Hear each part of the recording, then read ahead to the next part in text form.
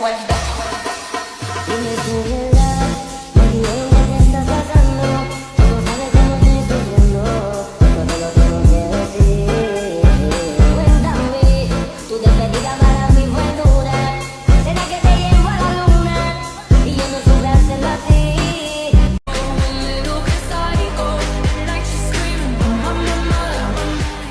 Assalamualaikum warahmatullahi wabarakatuh. Kami dari kelompok 1 akan mempresentasikan hasil diskusi kami yang berjudul Saham Syariah. Video ini bertujuan untuk memenuhi tugas mata kuliah pasar modal syariah. Yang pertama, pasar modal syariah secara umum. Pasar modal syariah adalah segmen dari pasar modal konvensional yang mengoperasikan instrumen-instrumen keuangan berdasarkan prinsip-prinsip syariah. Menurut Otoritas Jasa Keuangan atau OJK, pasar modal syariah mencakup seluruh instrumen keuangan yang sesuai dengan prinsip-prinsip syariah, termasuk saham syariah, suku, reksadana syariah, dan produk-produk keuangan lainnya. Oke, yang kedua, perkembangan pasar modal di Indonesia. Secara historis, pasar modal telah hadir jauh sebelumnya Indonesia merdeka. Pasar modal atau bursa efek telah hadir sejak zaman kolonial Belanda dan tepatnya pada tahun 1912 di Batavia. Pasar modal ketika itu didirikan oleh pemerintah Hindia Belanda untuk kepentingan pemerintahan kolonial VOC pada tahun 2003. Diresmikan pada modal syariah di Indonesia. Namun instrumen pasar modal syariah telah dihadir di Indonesia pada tahun 1997. Adapun karakteristik yang diperlukan dalam membentuk pasar modal syariah menurut Medwelly yaitu yang pertama, diperjualbelikan di bursa efek. Semua saham harus diperjualbelikan di bursa efek. Yang kedua, mekanisme pasar perdagangan.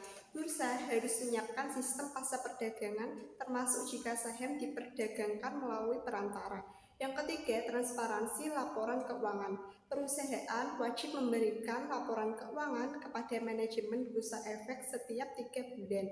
Yang keempat, penerapan harga saham tertinggi. Komite manajemen menentukan HST atau harga saham tertinggi setiap 3 bulan untuk menjaga kestabilan harga saham.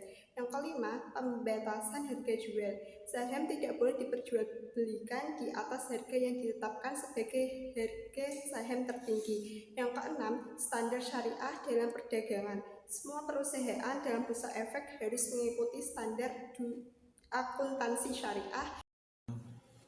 Selanjutnya tentang keunggulan saham syariah. Keunggulan saham syariah mengacu pada berbagai manfaat yang diperoleh investor saat berinvestasi dalam saham yang sesuai dengan prinsip Islam.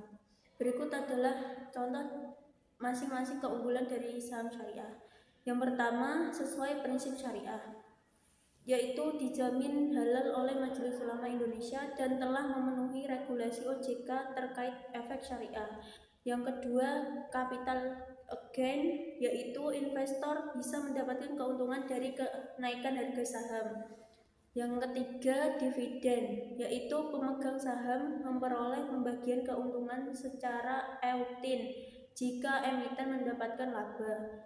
Yang keempat, liquid dan masuk indeks LQ45, yaitu banyak saham syariah bergabung dalam indeks LQ45 yang menunjukkan likuiditas tinggi dan cocok untuk investasi.